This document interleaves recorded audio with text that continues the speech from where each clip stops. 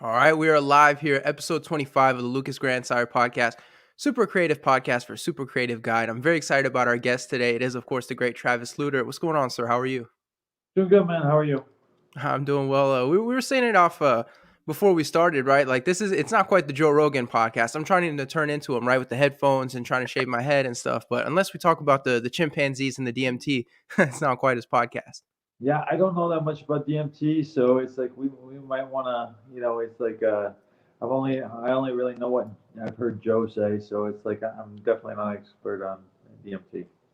Yeah, I'm the same way. I didn't even know it was a thing. He talks about so many different things on his podcast. Like I had no idea this was even a thing. And now it's like if people talk about DMT, half of it it's like it's just from Joe Rogan. Right. Yeah. I mean, it's like uh, going out and finding out information on DMT is, very, very difficult. And then, I know a few people with DMT experiences, but it's like, and they've told me about their experiences.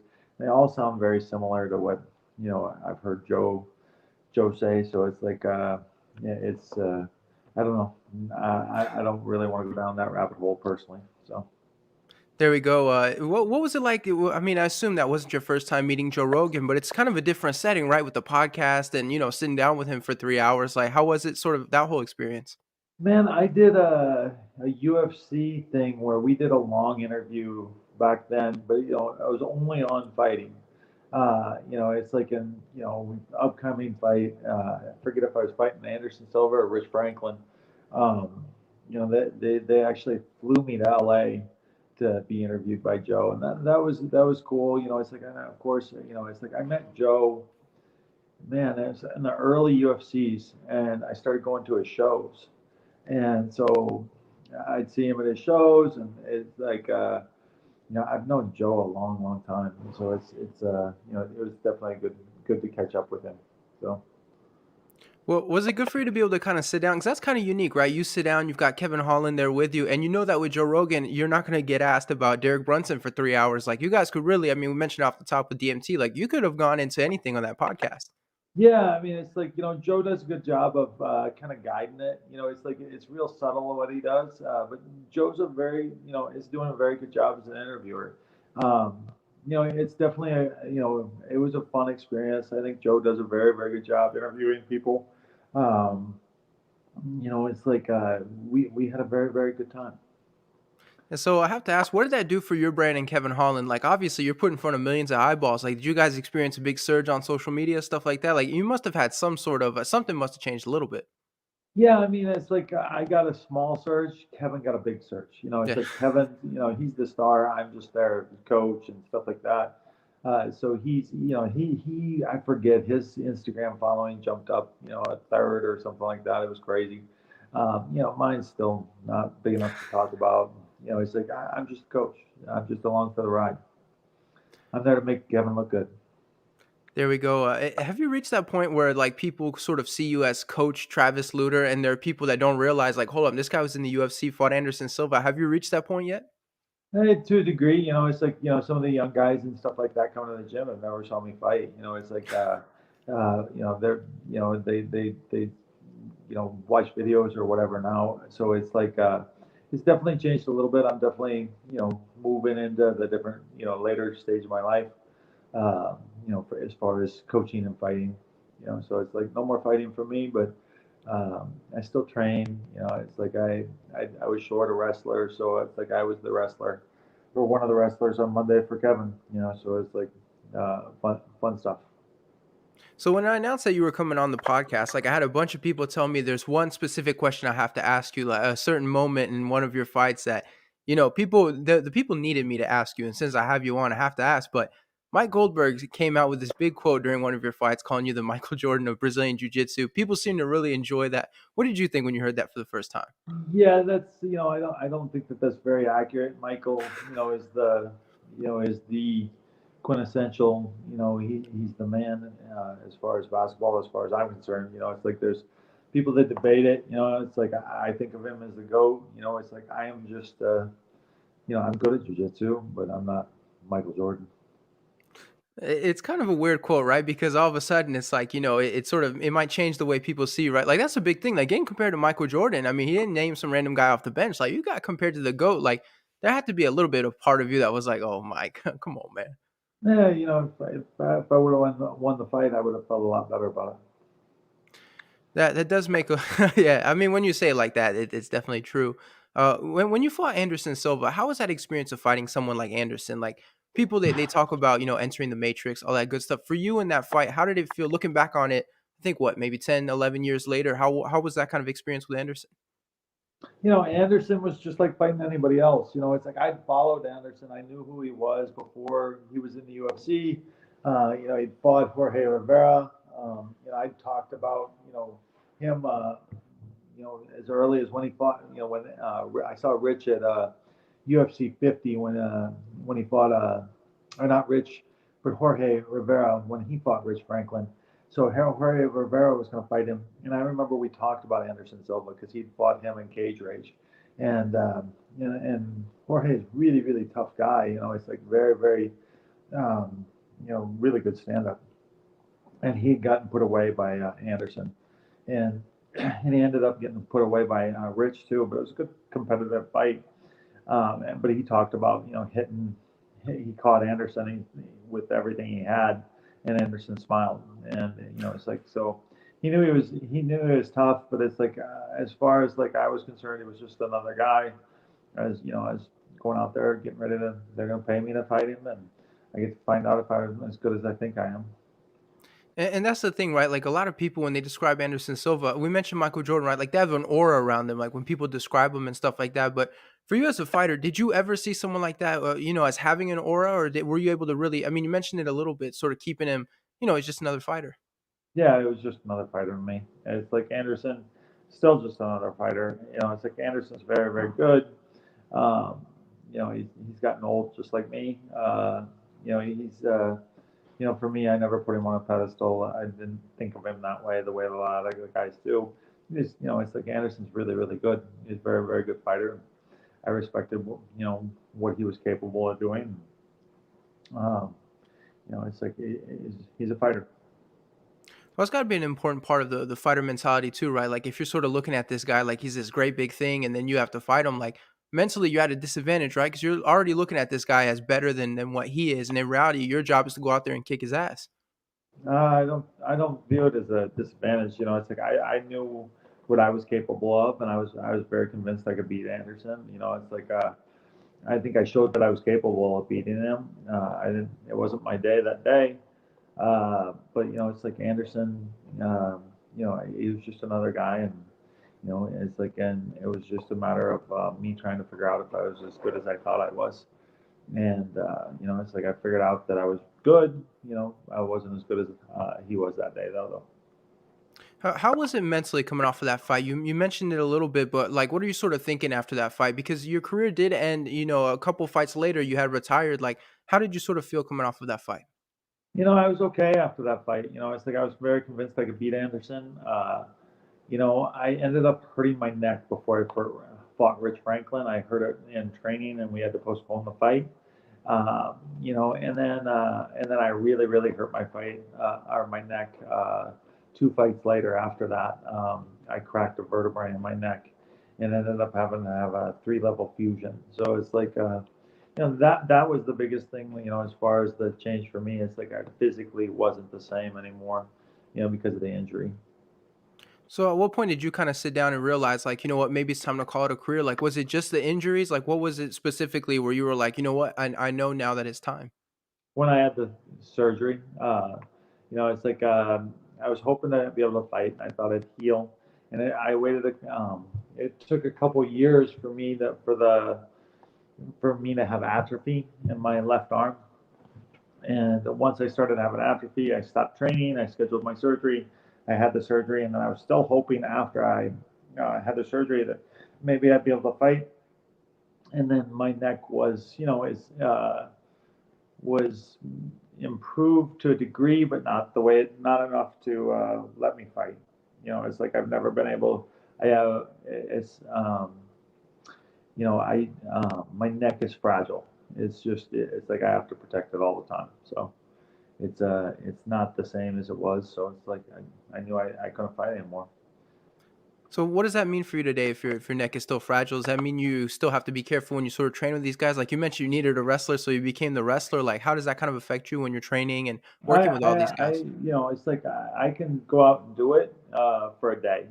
It's just I suffer for the next 2 or 3 days afterwards or a week. It's like I'm just, my neck is locked up, my back is locked up. I'm just in pain. And I'm in pain in general, but this is a little bit more severe. So the thing with the retired fighters is a lot of people they talk about the effects, after their career, stuff that they notice later on and stuff. You sort of mentioned being in pain all the time, but what's some kind of things, some effects you notice now post career, I believe 10, 11 years later? My biggest thing is just pain. It's like I got old. It's like everybody gets old. It's like you can sit on your couch and sit on the rocking chair and you can get old, or you can go out there and go to war and you're going to get old in there too. It's like Michael Jordan himself got old. Anderson Silva got old. We all get old. It's either that or you die. So those are the two choices. I've gotten old, just like everybody else. It's like I'm not as fast as I once was. I'm not as strong as I once was. It's like I'm more human. And so you are currently coaching Kevin Holland, which you guys did talk about on the podcast. But what was kind of like your first impression meeting someone like Kevin? Because he does have a personality, which is working out for him in his career because he's attracting a lot of fans. But he's kind of a unique personality. Kevin, I've known Kevin since he was 17. So it's like, Kevin wasn't Kevin then. It's like I've been along for the ride since, it's like since he started training uh, with me. It's like Kevin is a different human, but it's like that's not the same Kevin that you guys all know and love. It's a kid, that I met. So what caused the change? Like, were you able to kind of notice it over time, or do you just kind of sit back one day and realize, like, wait a minute, this Kevin's a little bit different from when I first met him? It's not that he's different. It's like I think he's just Kevin is just like everybody else. He's just much better at fighting than most people. And excuse me, Kevin's a very very good athlete. It's like so that's the thing that you're gonna notice about Kevin first is that it's like he's a very very very good athlete. And and that was apparent when he first came into the gym. But he uh, he's just better than as an athlete. So he learns faster. He can retain stuff to a degree. It's like he retains it, and he's just fast. He's strong. He's a very very good athlete. And Kevin's also very intelligent. I mean, we have to say in terms of toughest UFC debuts, like Kevin's got to be up there, right? Fighting Thiago Santos, especially even where Thiago is now, but at the time too, like you're fighting a veteran, a guy who eventually did go on to fight John Jones. Like that must have been, the toughest debut you could have possibly had getting into the UFC. Yeah, that was definitely but Kevin was excited. And Kevin don't give a shit. It's like Kevin just wants to fight. It's like Kevin's the wild, a little different than a lot of people. Kevin likes to fight. Kevin wants to fight. Um, it's like Kevin's a complicated guy. And so we saw recently that Hamzat Shemaev, like he retired, and I know you said on the podcast, like that was someone Kevin was always poking the bear, right? What was kind of you guys' reaction when you saw that? Like, do you buy it at all? Um, I don't know. It's like that'll we'll have to wait and see. It's like I mean I know he's dealing with COVID. I know that yeah. It's you know I don't know. I went through COVID. I know it sucked. And it's different for everybody. Um, it's like in his case sounds really really rough, and maybe that's why. I don't know. I don't want to speculate. I don't know the guy. I've never met him. It's like I've never had a conversation with him. I wish him luck, and I hope he's okay. So what was your experience with COVID? Like I know some people, it's weird because it seems everybody has something different. Some people they go the full 2 weeks, lingering effects, stuff like that. What was kind of your experience with it? Mine was 2 weeks of not very fun. I was very very sick, sickest I've been in years, maybe ever. And then afterwards, I kind of had lingering effects as far as like lungs feeling heavy and then tiredness and headaches. But in general, it's like I feel like now I'm basically 100% over it. So So, I mean, what was that recovery like? Like, that's a tough one, right? Like, you kind of have to rebuild your lungs a little bit, even your body. Like, how do you recover from something like that? Go back to training. Go back to training. Start training. Work out. You'll be fine. There we go. Listen, this fight against Derek Brunson for Kevin Holland, what was you guys' reaction when you got the fight? Like, obviously, there's got to be a certain excitement knowing that, Derek's reached that point in his career where if you can beat Derek, you belong top 10, top five. Like, it must have been pretty exciting when you found out that was next. Yeah, I mean, Kevin, Kevin's wanted to fight Derek. It's like I'm in favor. It's like I think we can beat him. It's like he's a tough fighter. It's like he's his wrestling's real good. His he hits hard. It's like he's fought a bunch of tough guys. It's like um, he's dangerous. It's like so it'll be fun. It's gonna be a good fight for Kevin. Without giving too much away, because I know a lot of stuff has to stay secret, but is there something in particular you guys are doing that's maybe a little bit different from a training camp, for past opponents, or is this kind of similar to what it's always been? It's pretty similar. It's pretty similar. It's like going up to 20, 25 minutes versus 15, is definitely been an adjustment for Kevin, because it's like, he's, it's like this, it's more work, putting in for 5 rounds versus three is definitely harder, and three is hard enough. It should be good. It's like, I'm excited for Kevin, and I like his chances in the fight. So how do you train for a 25-minute round? Because as a fighter, like people have mentioned in the past, like it's not just about sprinting and going on the bike and building up that regular cardio. It's about, more some guys said you build it up through wrestling, you build it up through swimming. What are you guys doing to sort of get to that 25-minute round shape? Kevin swims, Kevin wrestles, of course. He's sparring, he's running, he's doing hills, he's got carrying buckets. It's like he's working out very, very hard. It's like, um, there's no real secrets in it. It's got to put in the work. Put in the work, put in the time, and he'll be there. So what does this do for his career at this point? Like we always mention what happens when you beat a Derek Brunson, like we saw for Israel Adesanya, for example. But you guys, there must be some kind of excitement knowing what this means going forward. Should you guys beat this guy? Yeah, if Kevin can beat him, it's like then you're maybe top five. Kevin might get ranked in the top five, and that would be good. It's like I think Kevin's in the top 10 now. It's like he's number 9 or 10, something like that. Um, yeah, it's just right now I want to worry about Kevin beating him, and then we can look forward after that. But like right now I just want his mind on Derek. For sure. How is it with Kevin at this point, media wise? Like, I assume he's got to get a ton of interview requests, stuff like that. Especially when people find out he's good at talking and he's getting bigger. Like, I assume it's reached a point now where he must get requests all the time. Yeah, I mean, and Kevin likes it, and I encourage him to do it. And it's like as long as he makes it to training, it's like I'm okay with Kevin doing as many interviews as he wants because I think it's good for his ego. I think it's good for he enjoys it. It's like he likes to talk. So it's definitely I think it benefits Kevin. Are you guys one of those teams where it's like you want to be careful, like what kind of information he gives out there? Because I know some guys are really weird about giving away stuff during interviews.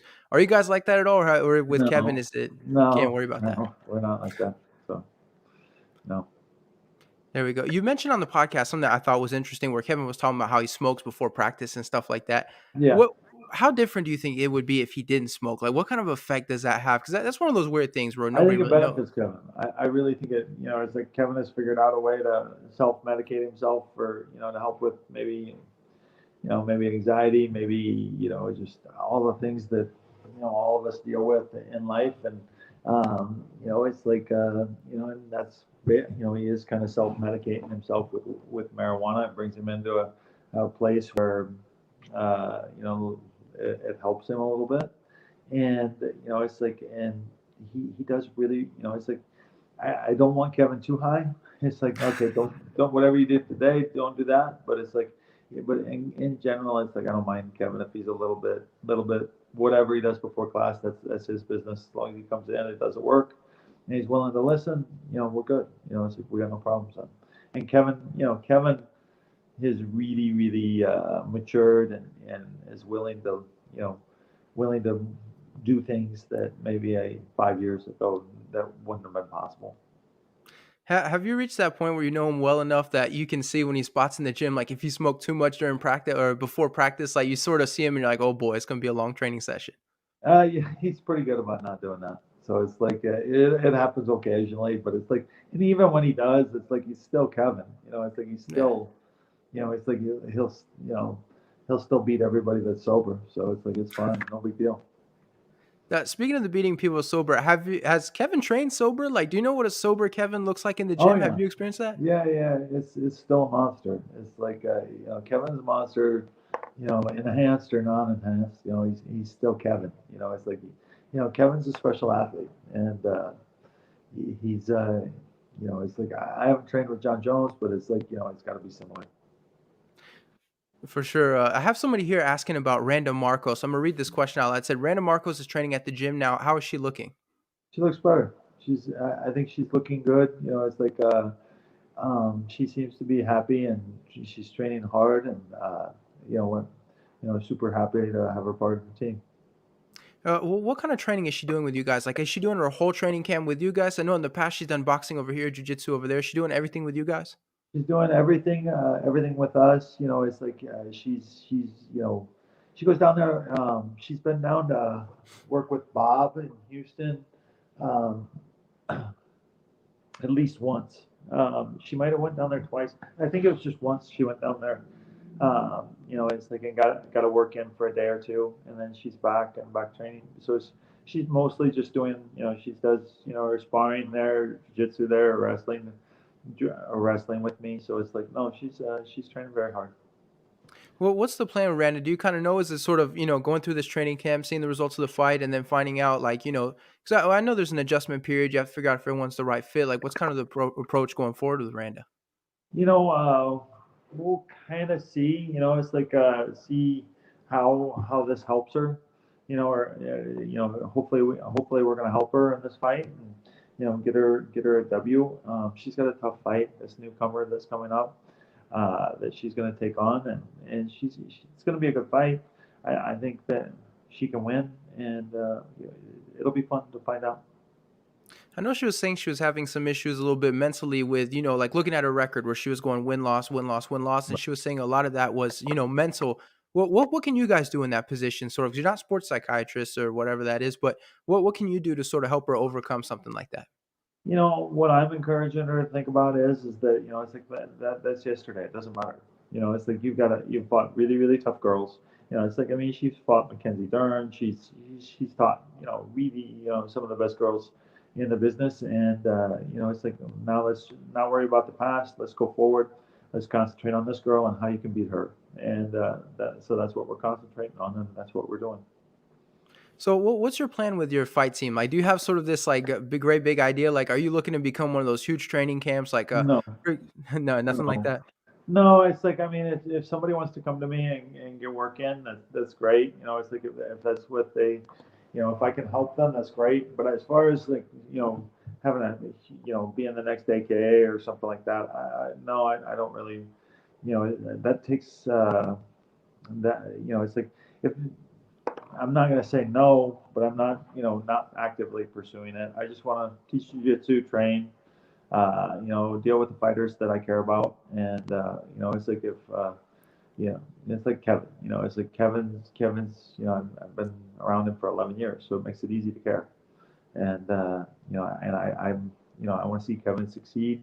Randa's been here for about 6 weeks now. It's like I like her. She's a very nice person. I'm not gonna claim to know her, as like this, not like Kevin or anything like that. And I'm hoping to try to help her with the idea of just, trying to whoever that I help, trying to make them into the best possible fighter that they could be.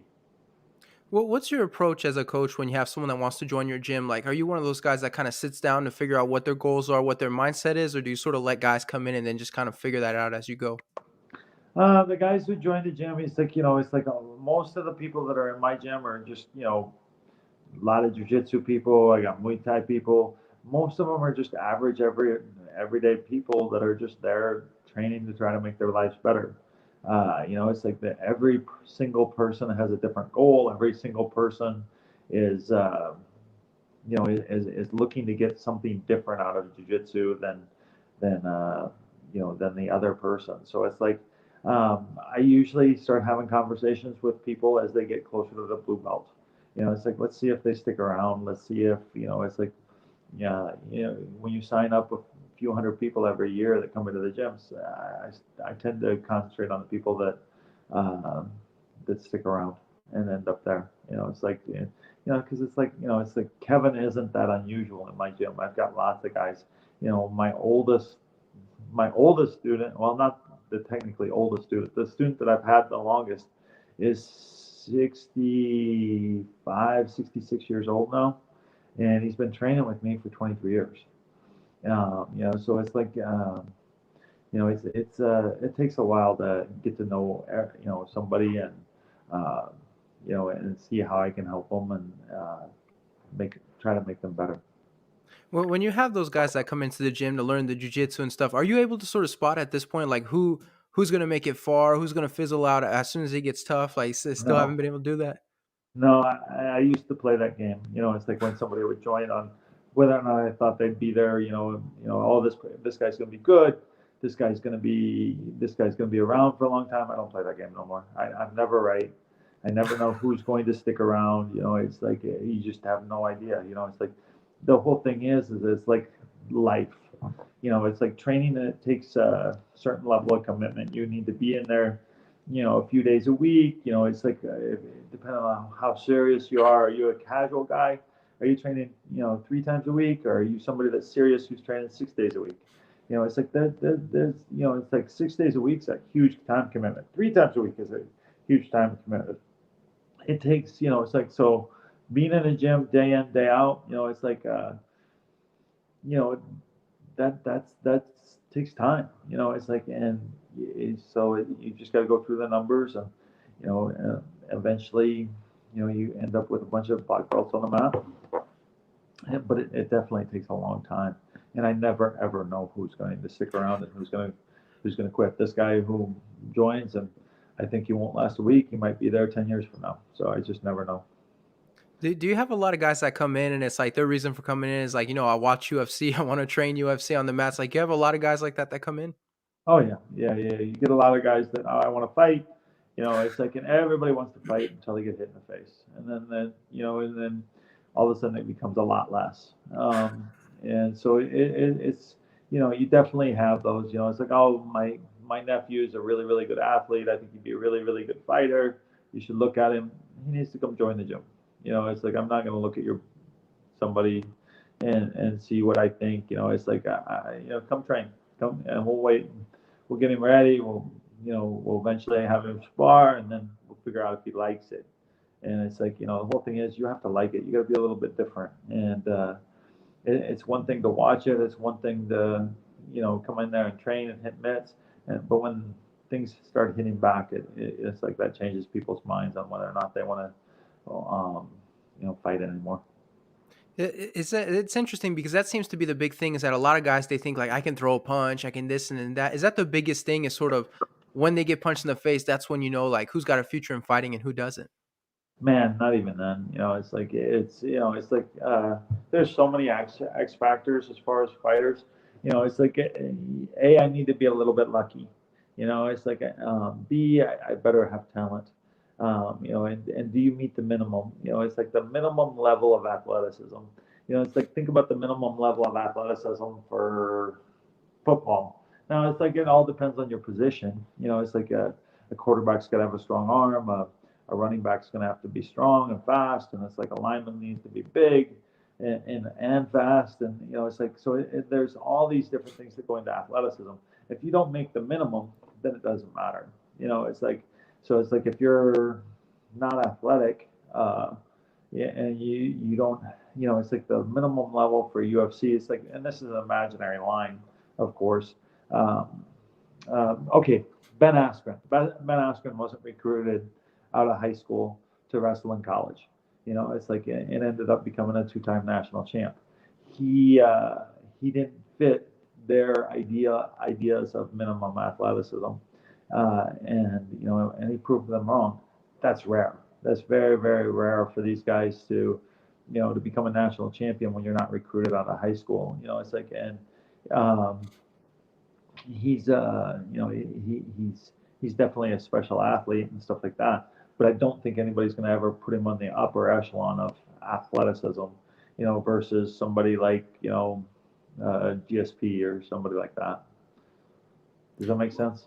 It does make a lot of sense. What's sort of the factors in athleticism that you look for in something like that? Because for basketball, for example, I know it's your vertical. Do you have the fast twitch and stuff like that? But in fighting, obviously has to be different. 'Cause if you can jump high in the cage, I don't see what that can really do for you. But what are the facts of athleticism that you're looking for in your criteria? Well, the guy's got to have, he needs to be fast. It's like being fast is huge. Being fast translates to hand speed. It translates to be ability to shoot a quick double leg. It translates for lots of things. Being physically strong. It's like I really believe that there's if I'm not at the minimum level of strength, the guys are just going to abuse you. They're going to run over you physically. So it's like it's there. It's not really one thing that you're looking for. It's just kind of the cumulative effect. It's like of who you think is going to end up going to be good. There's been lots of good athletes come through the gym over the years. Just not very many of them ended up getting good enough to fight. Yeah, and then there's or maybe they don't want to fight. Maybe they've got a law degree, and they're very athletic, and they just want to come in and train. And they don't, I've got lots of guys.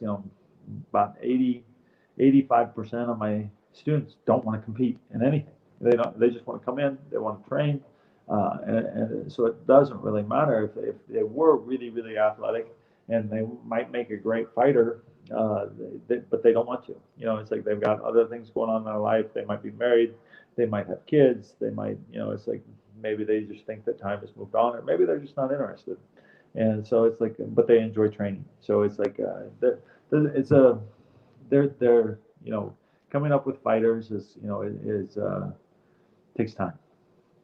Athleticism is such an interesting thing because some people feel like you can become athletic. Some feel like you can only improve it. Either you have it or you don't. Well, what's kind of your stance on it? Do you believe it's something that you either have or you don't, or can you build some sort of athleticism?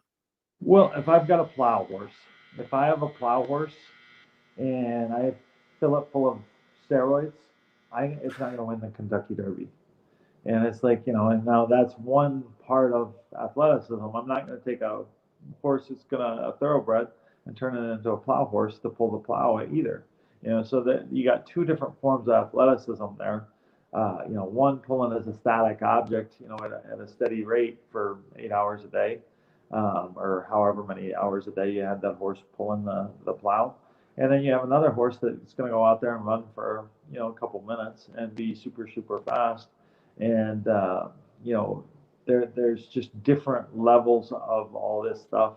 Um, it's like, so you need to figure out what are you fast? Are you, it's like Pete Spratt. Pete Spratt on The Ultimate Fighter was crazy fast, man. It's like you go out and do a foot race with him, and he just kill everybody. I mean, it's like, and when I say kill everybody, it's like we do on a 60, 70-yard race, and and we're just doing sprints, but it turns into a race because everybody's competitive.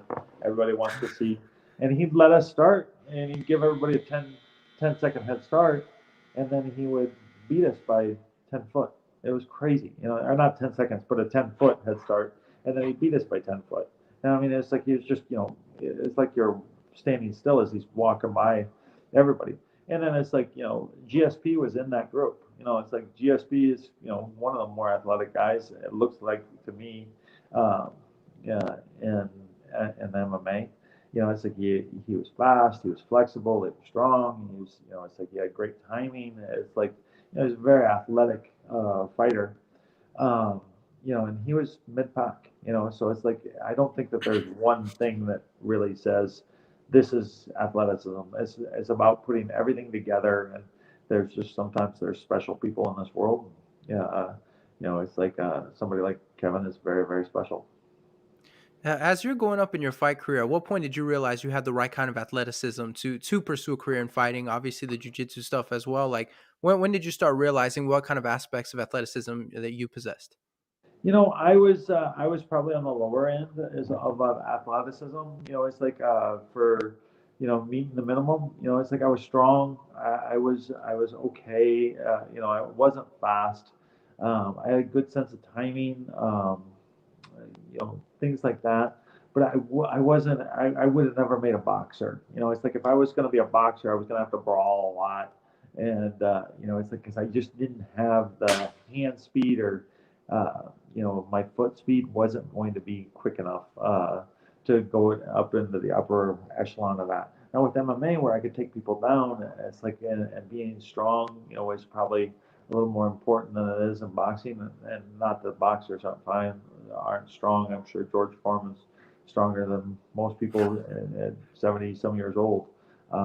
He's a that's a special athlete. So no offense to those guys. I'm just saying that it's like I think I met, I was at the minimum level. It's like maybe a little bit above the minimum. It's like I wasn't anything special. It's like mine was more mental. I think I did better because of understanding of the game and being able to you know go out there and put my game plan together to go out there and give myself the best chance to win. Did you do anything to improve your speed? Like you always hear, like there's always these weird theories about how to improve your speed, and it doesn't feel like there's really anything concrete. But did you do anything to work on that? Man, the speed is, it's like again, it's kind of like the plow horse thing. It's like I did sprints, I did all those things. It's like I ran track. Uh, it's like I was just never going to be that fast of a guy. It's like I had decent endurance, but not amazing endurance, and I had, it's like I was just, I was okay. You know, as far as speed, I had a quick shot, but I wasn't exceptionally fast or anything like that. Hand speed wasn't there the way that some of these guys are. But I could hit hard, But it's like, but you have to put yourself in position to actually land the punch in order, So it's like it was you know definitely a challenge. Uh, yeah, when you're not as athletically gifted as somebody like Kevin. The horse example is so good because it's like the horse, it's like the same animal, but when you think of a plow horse, think of a thoroughbred. You don't think of the same, like it's Right. a completely different build. And so it's a good thing 'cause I think as humans, we tend to sort of look at everybody as equal, but you couldn't have a human that's more of a plow horse, more of a Right. thoroughbred or something like that. So it's a super interesting example. And I think it really simplifies it where you understand exactly, what you're talking about in terms of athleticism. Yeah, well, thank you. It's like been doing this for a little while, so yeah. That's fair. Are you currently living on a farm? Did I see that correctly? I believe you guys had a new calf or something like that. Yeah, we I have 10 acres here in Brock, Texas. I live outside. It takes me about 30 minutes to drive to the city, so it's like definitely not a farm, just 10 acres, and I've got two cows, and I got a cow and a bull, and now I got a calf, and then I got three horses and stuff like that. So yeah, I grew up on a farm, an actual real farm, farm slash ranch in South Dakota. Where I think we're capped out around 200 head of cows. My dad did, and then farmed, I don't know, 1,000 acres, maybe 1,200, then put up hay on a lot of acres, and then had cattle and stuff like that. So very different upbringing than what I live currently. My kids, I sometimes get surprised. It's like their reactions to, like the calf. They were just so excited but nervous, scared. Yeah. It's like it's like I guess since I grew up with it, it's like it was a little bit different. I was just never scared. So For the calf thing, I think the interesting thing is I know like I have a lot of family members that grew up on a big cattle farm as well. And for the calves, a lot of times they would grab like the old rusty chain and pull them straight out of yeah, the cow, and that would terrify people that have never seen something like that before. Did you guys have to do anything like that in your situation? yeah. When I grew up, yeah, we had to pull calves. It's like that's a normal thing. These cows that I have is a Dexter cow, and they're notoriously easy calving. So it's like I just came home and calf was born. I didn't have to do anything, and it's like, and I didn't want to have to go out there and pull a calf. That doesn't, help deliver it. I did that enough as a kid. Well, I assume growing up in that kind of environment, though, it desensitizes you a little bit to some stuff, right? Like people talk about farm strength. There's a certain toughness that you develop, right? Like you sort of, so you mentioned your kids are excited but scared, but for someone like you growing up in that kind of environment, it must desensitize you to a lot of stuff. Yeah, I mean, it's like, yeah, it's just the kind of the way it is. It's like when you're growing up on a farm, you're going to see, it's like even sometimes life and death is a little bit different on a farm, because you did see a lot more death than my kids have saw. Um, it's like because animals die, and it's like when you have that many, it's like, we had, a couple hundred cows, and you're going to lose calves every year, and then it's like we had pigs, and you lose baby pigs every year, and my uncle had sheep, and my grandfather had sheep, and it's like everybody, we had horses. So it's like you're going to have a certain amount of death around you that maybe it does desensitize the guy a little bit. It's like you know, no, I still don't, still not happy if somebody around me dies, or if my dog dies. That's Yeah. terrible. Or even my horse, I'd be very upset. So it's like. Um, but yeah, I understand what you're saying, that it probably does desensitize the guy a little bit. It would be kind of weird if you had your dog die or something and everyone's crying and your reaction is like, give me the shovel or something like that. You're just this cold badass. It's like, why are you guys crying? This happens. It would be a little bit weird for your family, I'm sure. Yeah, I don't think I'll cry when my dog dies, but it's like I might. I don't know. I doubt it. It's like I don't really. I'm not really kind of that. But maybe, who knows? I love my dog, but it's like he disappeared for a week once. He got lost, and I was very upset, and never. It's like, but um, yeah, I was definitely happy to get my dog back. So and he's like 17 years old now, so it's like he Wow. doesn't have very much time left. But I've got another dog, and it'll be fine. What kind of dog do you guys have? 17 years old. Like, wow. Yeah, he's a boxer lab. It's he's a very nice dog.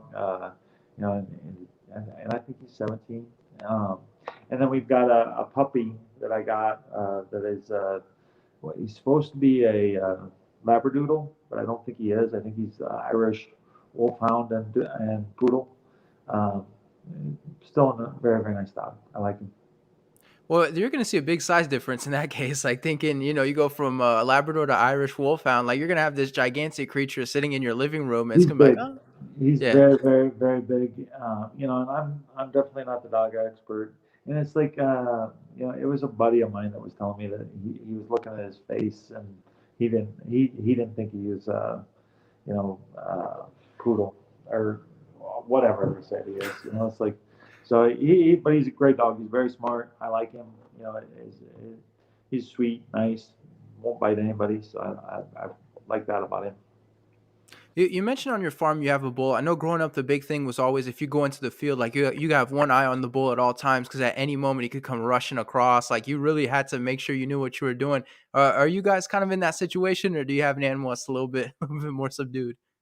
He scares my kids. It's like, but he's a big baby. It's like, and most bulls are. It's like, yeah, you're gonna have a few cows that, it's like that are, maybe like especially when they have a calf, you have to be real nervous about them attacking you. But it's like my cows are very nice. They're fine.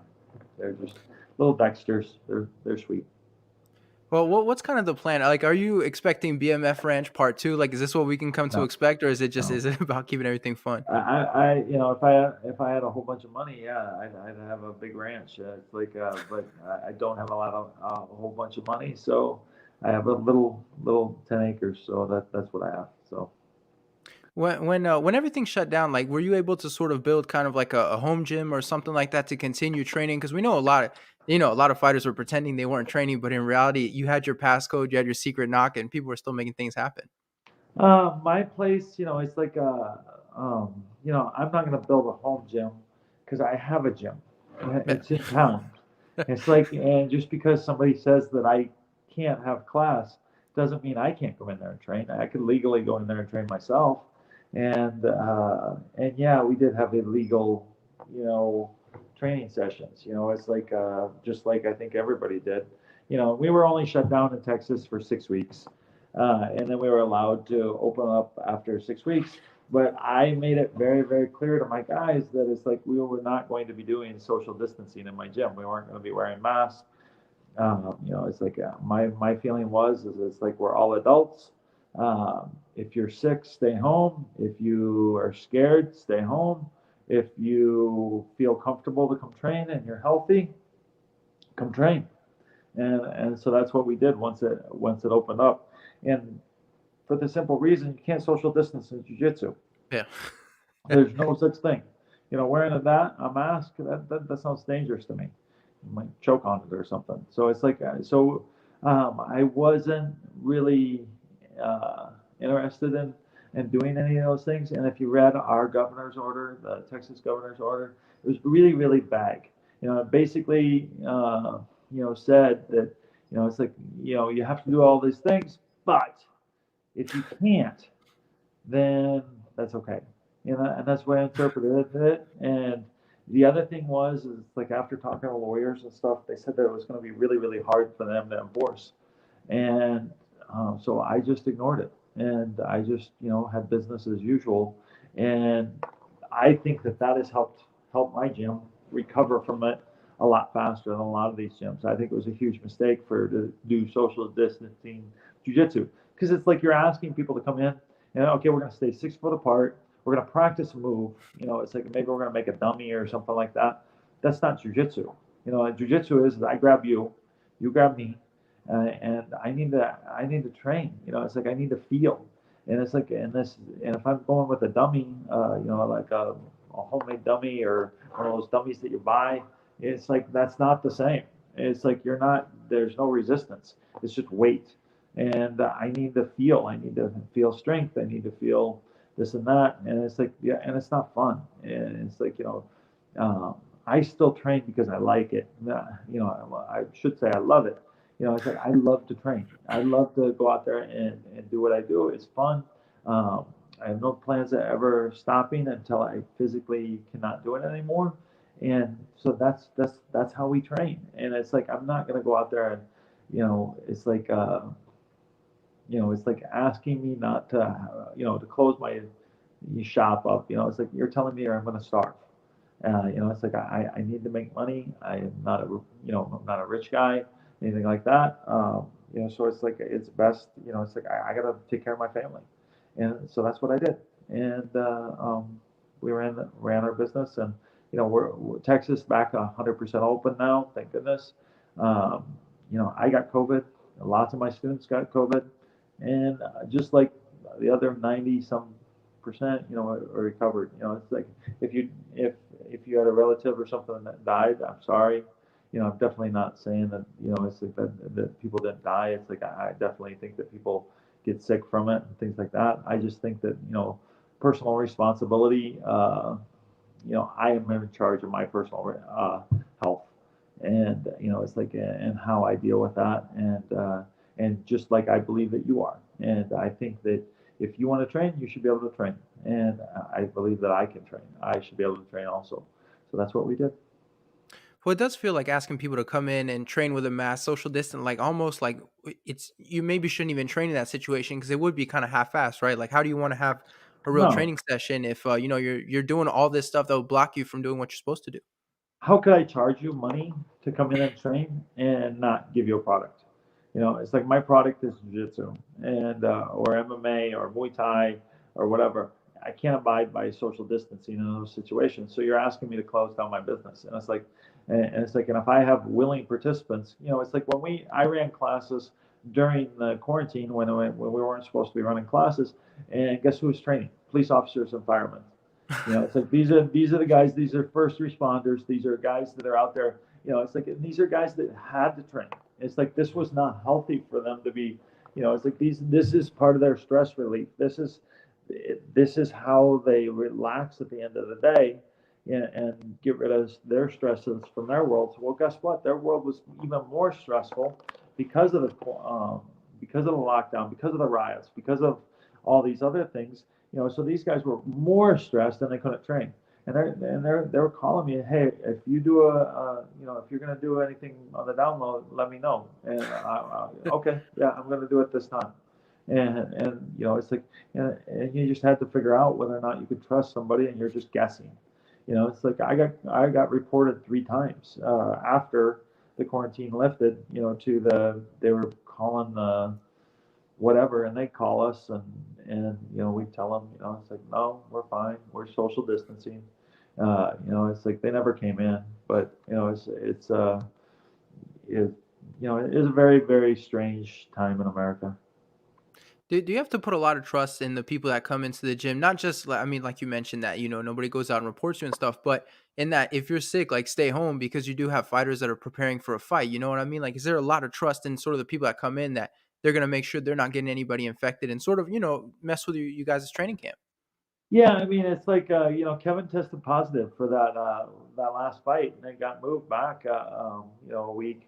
They moved it back 7 days. It's like, now what's funny is I trained with Kevin, the day that he tested positive, and I got tested that day too, and I didn't test positive, and I didn't test positive the next week.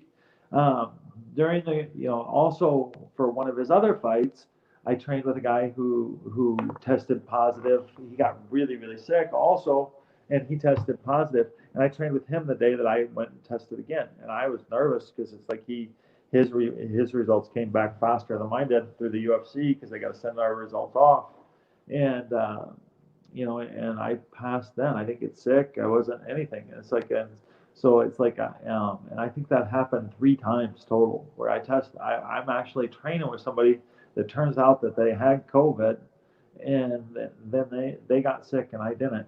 Now I have finally got.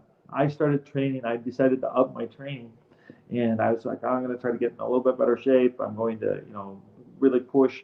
And so I'm pushing it. And about a week into it, I came down with COVID. And I just think that I brought down, it's like made myself tired, and, probably brought my immunity down. And, I maybe I overtrained, maybe I'm not sure, but it's like, made myself, and then I ended up getting COVID. But it was at a good time. At least Kevin wasn't fighting, and took it to a couple weeks, and I was back on the mat. So during the 6 weeks when the gym was shut down, like what kind of happens to you guys during that time? Like, are you losing memberships? Like, what's happening during those 6 weeks to make sure that your business, doesn't stop or have too many negative effects? Yeah, about 50% of the gym quit that Yeah. that during that 6 weeks. So you lose about 50% of your revenue. It's like, and my margins aren't that good, so it's like the guy's losing money, and it's like, and I decided to pay my guys that work for me during that time. So it's like so I'm still paying. I still have my normal expenses going out, but it's like I'm not getting the same amount of money coming in. So no, your guy's just losing money, and it's like, um, we bounced back quicker than most gyms. It's simply, luck or choices that a guy made. So it was it was very, very, very stressful. So. I can imagine. How was it? Because during the pandemic, obviously Kevin took it as an opportunity to fight as many times as he could. How was sort of training camp and adjusting for you guys? Obviously, it's very different from I'm sure what you've been doing in the past. When everything shut down. No, went back to business as usual. It's like, Kevin, one day he called me and said, it's like, hey, can we do some private training? I'm like, no. I go, all these guys that you're going to be training with, they're going to general class. It's like, if you want to, it's like, we can't, they're not going to just train with you. They've got to train also. It's like, so it's like, that's silly. It's like everybody, it's like, I'm in the general class. I have to go teach it. So it's like, if I'm going to come coach you, I'm going to be touching you. It's like, so it's like, if I'm contagious, I'm contagious. This is just life.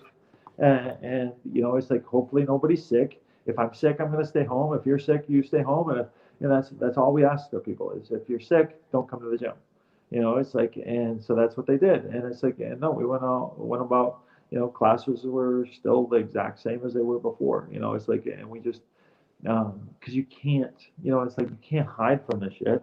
It's like, it's going to get you. It's like, it's not, it's like sitting down at a restaurant. Do we really believe that, it's like, yeah, I'm safe because I wore my mask in and then I took it off as soon as I sat down. It's like, no, it's like you're taking a social responsibility for yourself. You went out in public, you took, it's like, it's like you're taking a chance, So it's like, did that mask really save you? It's like, because if your waiter has COVID, it's like you might get it. It's like you might not. I don't know. I rolled with people that that tested positive, and I didn't get it. It's like, and then I finally got it. I don't know who I got it from. It's like they didn't. Nobody else tested positive around me. I don't. It's like we just, it's like it's a strange sickness that nobody seems to understand yet. And so we know right now we're competing with no crowd. How do you guys like the no crowd? Is that something you like at all? Because it does feel like Kevin was someone that, sort of feeds off that kind of energy. How are you guys liking the no crowd? Kevin kind of likes it. He kind of doesn't. It's like there's pluses and minuses. One of the pluses is you can hear me when I'm talking to him. It's like, well, you can hear all the coaches. One of the downsides is his opponent can hear me too. It's like we can all of us can hear each other.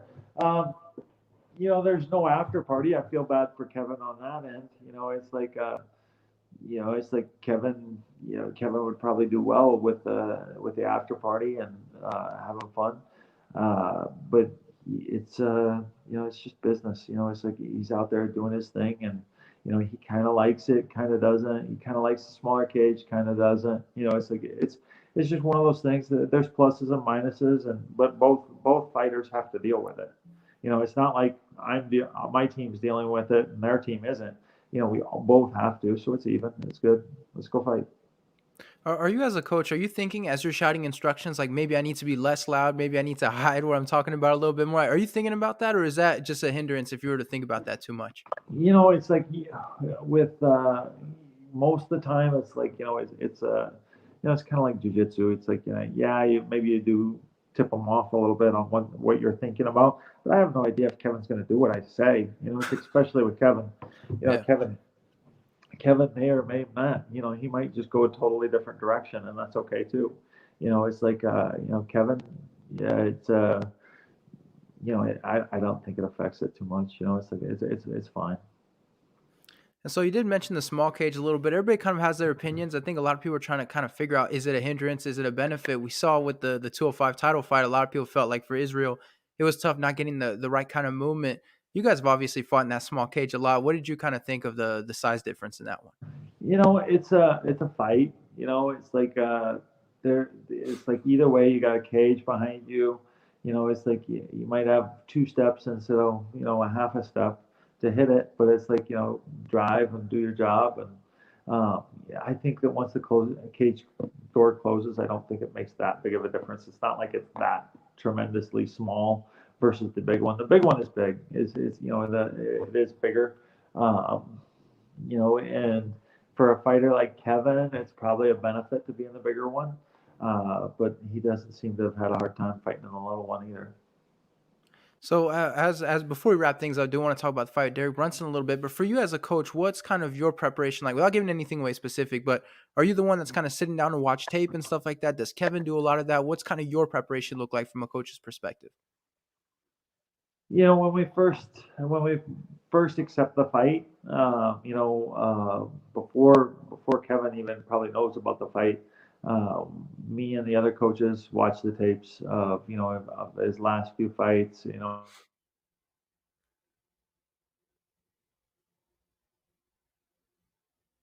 Um, it's like we might watch, some of the farther away ones, but we usually watch the most recent ones, the the last couple, and we decide on what we think, a good strategy is going to be, stuff like that. And then once we've decided that, it's like then we're going to talk to Kevin about it and see what he thinks, what he's comfortable with, what he wants to do, and then we start going forward from there. So it's like it's this definitely isn't, we're not making a nuclear bomb or not. It's like this isn't. It's like at the end of the day, it's like he's got the same amount of tools as we do. He's got two hands, he's got two legs, he's got knees, he's got elbows. It's like so do we. And now it's a matter of who's going to go out there and put together, who's faster, who's better, who has a better game plan, for the fight. It's like so we'll go out there and find out. So, last thing, I'm not going to ask you your predictions as a coach. I think coaches usually have kind of the same prediction for their fighters, but what kind of fight are you expecting out there? Like, what are you sort of expecting for the fans to sort of see out there when the two finally meet? Yeah, I think it's a little bit of a clash of styles. You know, it's like Derek's going to want to take the fight to the ground. Kevin's going to try to keep the fight standing. Um, I think it'll be a fun fight. It should be a good fight for the fans. Kevin hits hard. Derek hits hard. So it's like it should be. Hopefully it's fireworks. Kevin's last few fights have mostly been fireworks, and hopefully he can keep that going. Well, there we go. I know everyone's looking forward to it. I always like to end the podcast by allowing the guests to sort of, if there's anything they want to shout out, anything they want to plug. I'm sure you have social media, your gym, stuff like that. If you have anything you'd like to shout out, now would be the time. Just travislutter.com. It's like that. That's the only thing for me is that's my gym is travislutter.com. It's like always take a lot of new students. Well, there we go. Well, Travis, thank you so much for joining me here on the show. This was so great. And for the people that watched it until the end, shout out to you for getting here this far. And thank you everyone for listening.